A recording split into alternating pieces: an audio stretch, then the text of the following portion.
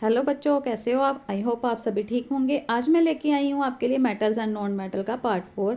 आज हम डिस्कस करेंगे अक्रेंस ऑफ मेटल्स के बारे में। इसकी फर्स्ट वीडियो में बेटा हमने फिजिकल प्रॉपर्टी डिस्कस करी थी, सेकंड में केमिकल प्रॉपर्टी और थर्ड में how do metals and non metals react, metals और नॉन मेटल कैसे रिएक्ट करती हैं उसके बारे में पढ़ा था। साथ में क्वेश्चन के सोल्यूशन भी सॉल्व करे थे। आज हम पढ़ेंगे बेटा अक्रेंस ऑफ मेटल, मेटल्स कहाँ से और कैसे पाई जाती हैं। आइए चलिए इसको पढ़ लेते हैं। अगर आपने बेटा मेरे चैनल को सब्सक्राइब नहीं किया तो प्लीज़ सबसे पहले सब्सक्राइब कर दें।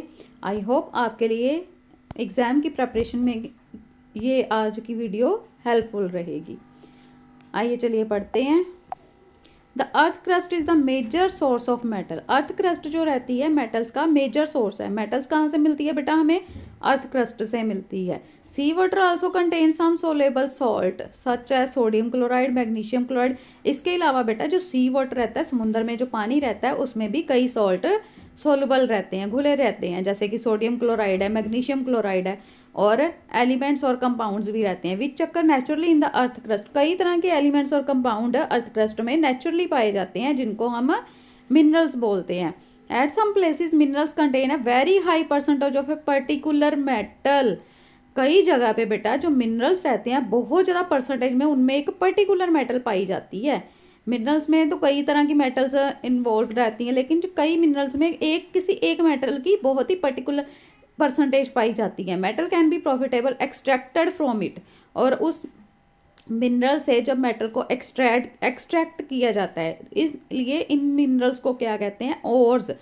These minerals are called ores. जिस मिनरल में पर्टिकुलर मेटल की बेटा परसेंटेज हाई पाई जाए और मेटल को उससे एक्सट्रैक्ट किया जाए, वो मिनरल्स को क्या कहते हैं? ओर्स। Extraction of metal. बेटा मेटल्स की एक्सट्रैक्शन होती कैसे है? मेटल को अलग कैसे करते हैं? You have learned about the reactivity series of metal. आपने अभी लास्ट वीडियो में रेक्टिविटी सीरीज के बारे में पढ़ा होगा कि सबसे ज़्यादा मेटल कौन सी रेक्टिव रहती है ना? सोडियम, पोटाशियम, और सबसे कम गोल्ड, सिल्वर। उस सीरीज में ये बता रखा था कि सबसे ज़्यादा कैसे कैसे कैसे कैसे जब नीचे की तरफ आते हैं तो वो उसमें रेक्टिविटी में कम होती जाती हैं। Some metals are found in the earth crust in the free state.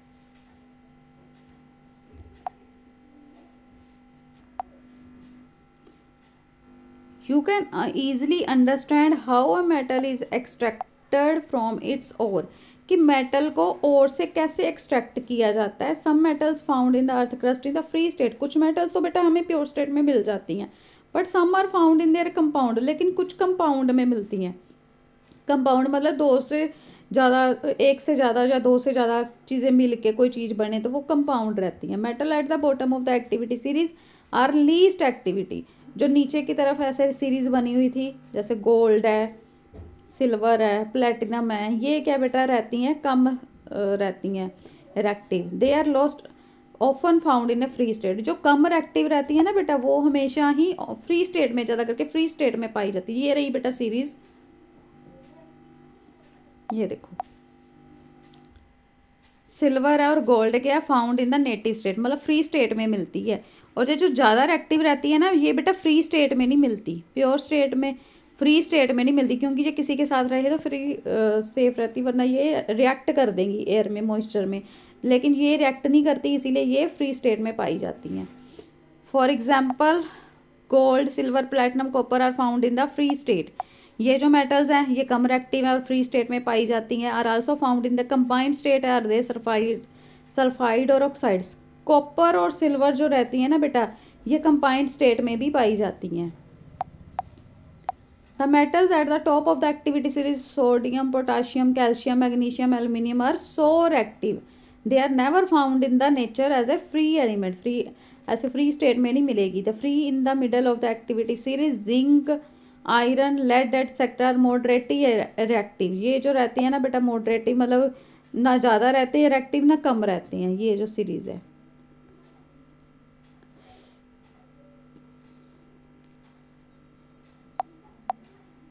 They are found in the earth crust mainly as oxide, sulphide और कार्बोनेट।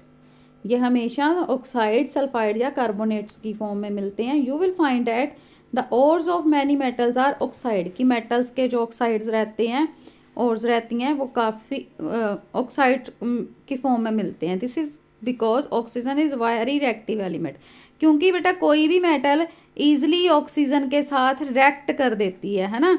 ऑक्सीजन के साथ जब रिएक्ट करेगी तो क्या बना लेगी बेटा, ऑक्साइड बना लेगी, है ना।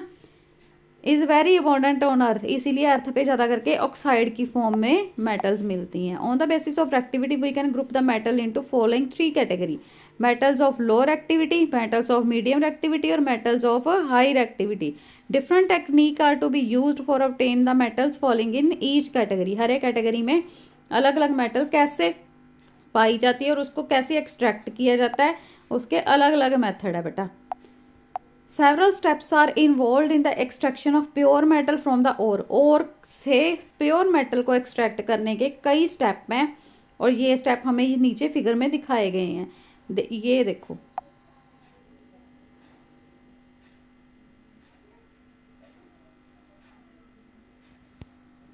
सबसे पहले बेटा क्या है, ये ओर है। ओर के क्या क्या, जो हाई एक्टिविटी की जो मेटल्स हैं उनको कैसे एक्सट्रैक्ट करते हैं, जो मीडियम रिएक्टिव है उनको कैसे एक्सट्रैक्ट करते हैं, और लोअर एक्टिविटी को कैसे रिएक्ट करते हैं। जो हाई एक्टिविटी है बेटा पहले उनको मोल्टन स्टेट में लेके जाते हैं, उनकी इलेक्ट्रोलाइसिस करते हैं, फिर प्योर मेटल मिलती है। जो मीडियम एक्टिविटी है बेटा कार्बोनेट फॉर्म में या सल्फाइड फॉर्म में मिलते हैं, तो उसकी कैल्सिनेशन होती है और रोस्टिंग होती है। उसके बाद मेटल के ऑक्साइड मिलते हैं, फिर मेटल की रिडक्शन होती है, फिर प्योरिफिकेशन होती है कि ऑक्साइड ऑफ मेटल में से उसको रिड्यूस, रिडक्शन ऑफ ऑक्सीजन कर दी जाएगी, देन मेटल प्योर मिल जाएगी। और जो लोअर एक्टिव रहते हैं बेटा सल्फाइड ओर्स रहते हैं, उनको कैसे अलग किया जाता है, रिफाइनिंग के प्रोसेस से। इनरिचमेंट ऑफ ओर, ओर्स क्या है, mined from the earth are usually contaminated with large amount of impurities. जो हमें अर्थ से जो ओर्स मिलती हैं उसमें बहुत ज़्यादा लार्ज अमाउंट में इम्प्योरिटीज पाई जाती हैं, जैसे कि सॉइल है, सैंड है, और मिट्टी तो बेटा मिट्टी रेत में अगर कोई भी चीज़ मिलेगी तो वो तो उसमें मिली ही होएगी ना मिट्टी, तो उसको क्या बोलते हैं, गैंग। ये बेटा 1 मार्क का क्वेश्चन भी है कि गैंग क्या होती है, 1 या 2 मार्क्स में आपको पूछ सकते हैं क्या होता है। contaminated with large amount of impurities such as soil and sand are called gang. Impurities must be removed from the ore prior to extraction of the metal. सबसे पहले मेटल की एक्सट्रैक्शन के करने से पहले ये जो इम्प्योरिटीज रहती हैं इनको रिमूव किया जाता है, और इस प्रोसेस को क्या बोलते हैं बेटा, used as for removing the gang from the ore are based on the difference between the physical or chemical properties of the gang and the ore. इनको जब अलग किया जाता है गैंग को ओर से, ये अलग अलग प्रोसेस है, फिजिकल और केमिकल प्रॉपर्टीज के बेस पे इनको अलग किया जाता है। Different separation technique are accordingly employed, कौन सी मेटल है उसी हिसाब से उसकी सेपरेशन करी जाती है। Extracting metal low in the activity series, जो एक्टिविटी सीरीज में लो है उनको कैसे एक्सट्रैक्ट किया जा रहा है, metal low in activity series are very unreactive. जो लो है एक्टिविटी में, अनरिएक्टिव है, उनका क्या करा बेटा, oxide of these metal can be reduced, उसके ऑक्साइड्स को रिड्यूस किया गया मेटल्स को हीट करके। For example cinnabar is an ore of mercury. Cinnabar क्या है बेटा, मरकरी सल्फाइड है, सल्फाइड ओर है, तो इसमें इसको जब हीट किया जाएगा एयर में, ये first converted into mercuric oxide. जब इसको ऑक्सीजन के साथ हीट किया गया तो इसने ऑक्साइड बना लिया, मर्क्यूरिक ऑक्साइड। इसको जब रिड्यूस किया गया, देन फर्दर हीट किया गया, मर्करी ऑक्साइड को फर्दर हीट किया गया, तो मर्करी और ऑक्सीजन अलग होगी। Similarly copper which is found as copper sulfide in nature can be obtained from its ore by just heating in the air. इसी तरह से बेटा कॉपर सल्फाइड को भी अलग किया जाता है। कॉपर भी क्या है, सल्फाइड की फॉर्म में मिलते हैं, इसको हीट किया गया पहले ऑक्सीजन के साथ, तो क्या हुआ, कॉपर ऑक्साइड बना। कॉपर ऑक्साइड को फर्दर हीट किया गया तो कॉपर अलग हो गया और सल्फाइड अलग होगी। Extracting metal in the middle of the activity series, जो मिडल है ना बेटा, मिडल की एक्टिविटी सीरीज है, मिडल के जो कंपाउंड है उनको, उन मेटल्स को कैसे एक्सट्रैक्ट किया जा सकता है। Metals in the middle of the activity series such as iron, zinc, lead and copper are moderately reactive. ना तो ज़्यादा रिएक्टिव है ना कम रिएक्टिव है, मॉडरेटली रिएक्टिव है। ये जो रहते हैं ना बेटा सल्फाइड और कार्बोनेट की फॉर्म में नेचर में पाए जाते हैं।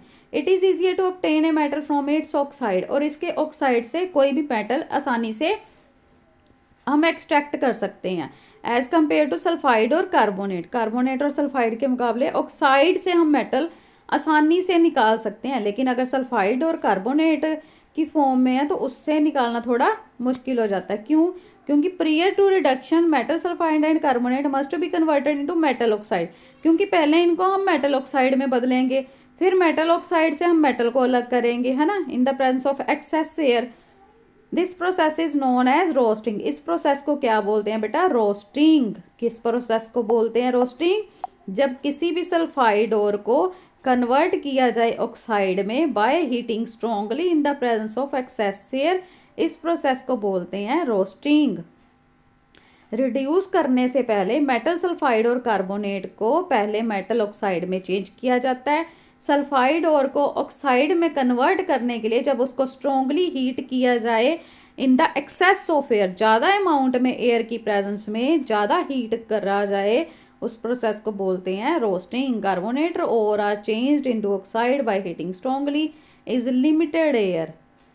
जो कार्बोनेट और रहती है उसको स्ट्रॉन्गली हीट तो करना पड़ता है, लेकिन उसमें एक्सेस ऑफ एयर नहीं चाहिए, इसलिए उस प्रोसेस को बोलते हैं calcination.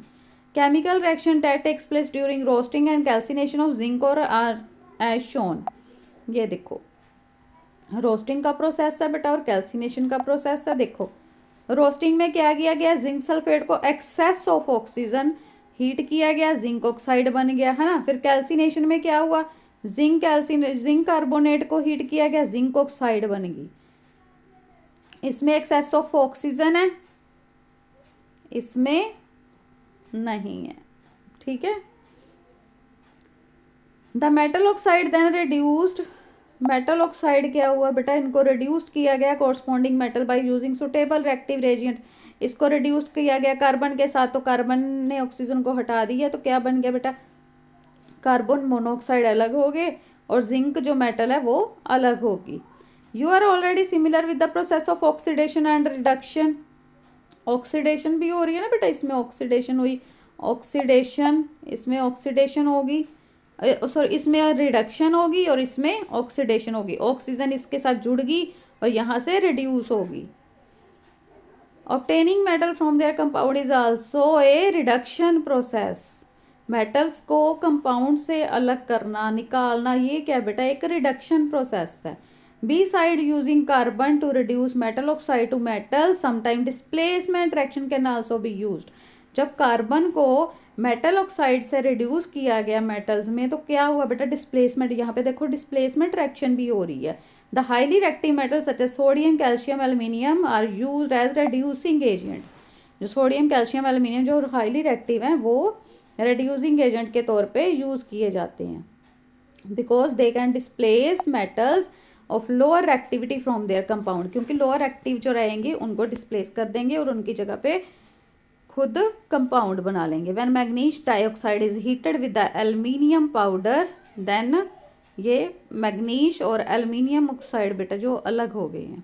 Can you identify the substance that are getting oxidised और रिड्यूस। आइडेंटिफाई कर सकते हैं या इसमें कौन सा रिड्यूस हुआ। यहाँ पे बेटा रिडक्शन होगी ऑक्सीजन की और यहाँ पे क्या हो गया, ऑक्सीडेशन होगी। These displacement reaction are highly exothermic। Exothermic रहते हैं, हीट प्रोड्यूस होती है, हीट रिलीज होती है। Amount of heat evolve is so large that the metal are produced in the molten state. Metal जब बेटा मोल्टन स्टेट में मिल रही है मतलब कि बहुत ज़्यादा हीट रिलीज हो रही है। In fact the reaction of the iron oxide with aluminium is use to join railway track और cracked machine part. This reaction is also known as thermit reaction. Iron oxide with plus aluminium क्या बना, यहाँ पे भी displacement भी हो रही है, ऑक्सीडेशन भी हो रही है और रिडक्शन भी हो रही है, प्लस एक्सोथर्मिक प्रोसेस भी हो रहा है। Extraction metals toward the top of the activity series. जो टॉप पे हैं, टॉप पे कौन कौन से, सोडियम, पोटाशियम, है ना, मैग्नीशियम, कैल्शियम, ये क्या बेटा मोस्ट रिएक्टिव है। The metals high up in the reactivity series are very reactive, they can not be obtained from their compound by heating with carbon. ये बेटा इजिली अलग नहीं होते क्योंकि ये बहुत ज़्यादा रिएक्टिव रहते हैं। कार्बन के साथ इसको हीट करोगे तो इसका कंपाउंड बनेगा। For example carbon can not reduce the oxide of sodium. जो कार्बन है ना oxide of sodium, magnesium, calcium और एल्यूमिनियम के उसमें नहीं जुड़ती कंपाउंड में।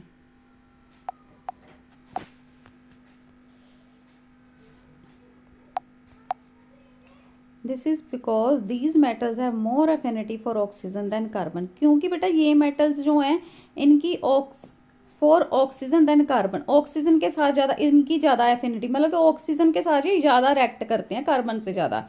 These metals are obtained by electrolytic reduction. ये इलेक्ट्रोलाइटिक रिडक्शन के प्रोसेस से मेटल्स अलग की जाती हैं। सोडियम, मैग्नीशियम और calcium are obtained by the electrolysis of their molten chloride.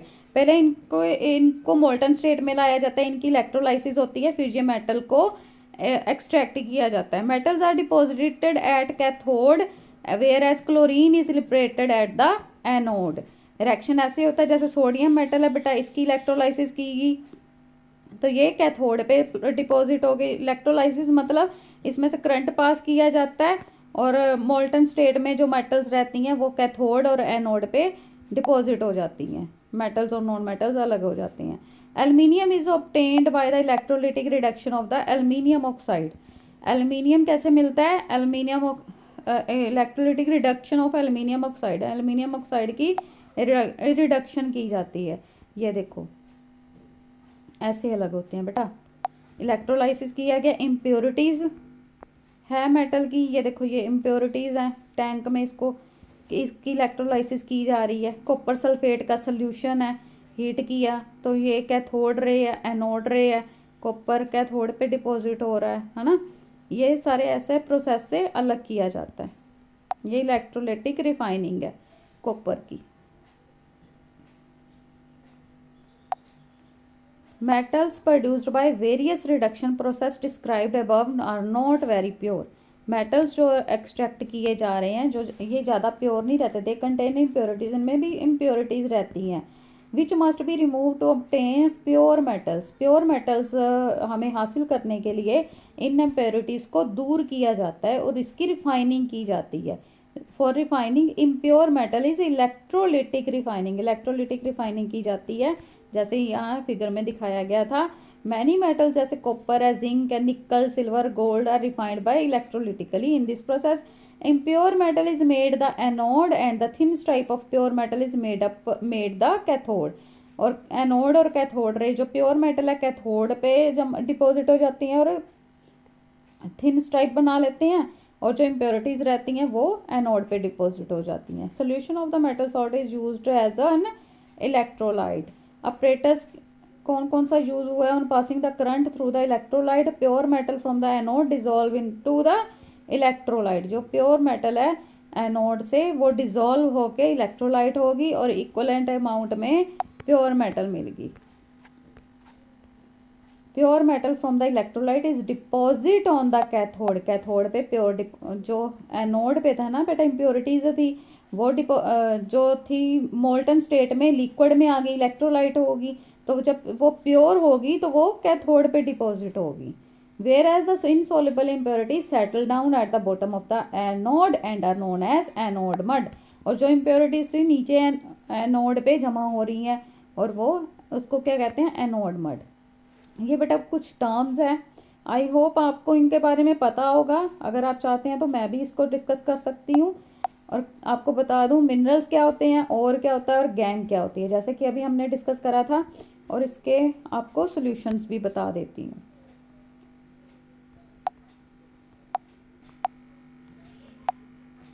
ये देखिए बेटा मिनरल क्या है? Most element occur in the nature in the combined state as mineral. जब एलिमेंट्स कंबाइंड स्टेट में मिलते हैं उनको क्या बोलते हैं? Minerals. Chemical composition of minerals are fixed. और क्या होती है? Mineral from which metal can be extracted profitably are known as ore. जिनमें से मेटल एक्सट्रैक्ट की जाती है वो क्या रहती है? और किसी भी पर्टिकुलर बेटा परसेंटेज में एक मिनरल्स में एक पर्टिकुलर हाई परसेंटेज की एक मेटल पाई जाती है, उसको बोलते हैं ओर। और गैंग क्या रहती है, इम्प्योरिटीज रहती हैं जो ओर में प्रेजेंट रहती है, जैसे सैंड, सिल्ट और सॉइल, ये सारी इम्प्योरिटीज जब मेटल में पाई जाए उसको बोलते हैं गैंग। इन इम्प्योरिटीज को पहले हटाया जाता है मेटल की एक्सट्रैक्शन के टाइम पे। Name the two metal which are found in the nature in the free state. कौन कौन सी मेटल बेटा जो लो रेक्टिव है ना, बहुत ही कम रेक्टिव है, वो मेटल्स हमें फ्री स्टेट में मिलती हैं। कम रेक्टिव कौन सी है, गोल्ड, सिल्वर और प्लेटिनम।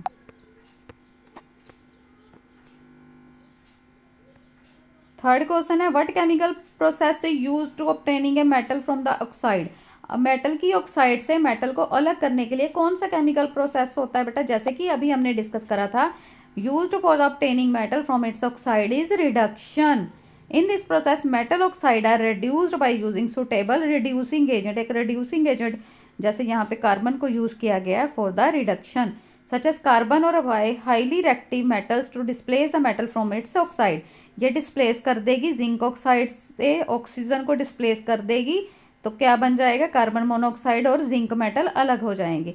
इसी तरह बेटा मैग्नीशियम डाइऑक्साइड में भी एल्युमिनियम यूज हुआ, इसने क्या करा, डिस्प्लेस कर दिया इसमें से ऑक्सीजन को, रिड्यूस कर दिया और एल्युमिनियम ऑक्साइड बन गया और मैग्नीज बन गया। ठीक है, आई होप बेटा आपको इतने क्वेश्चन समझ में आ गए होंगे। आई होप बेटा आज मैंने जितना भी टॉपिक आपको समझाया अच्छे से क्लियर हो गया होगा और इसके क्वेश्चन आंसर भी अच्छे से समझ में आ गए होंगे। आई होप आपके लिए ये मेरी वीडियो हेल्पफुल रहे। Please like, share and comment. Thank you.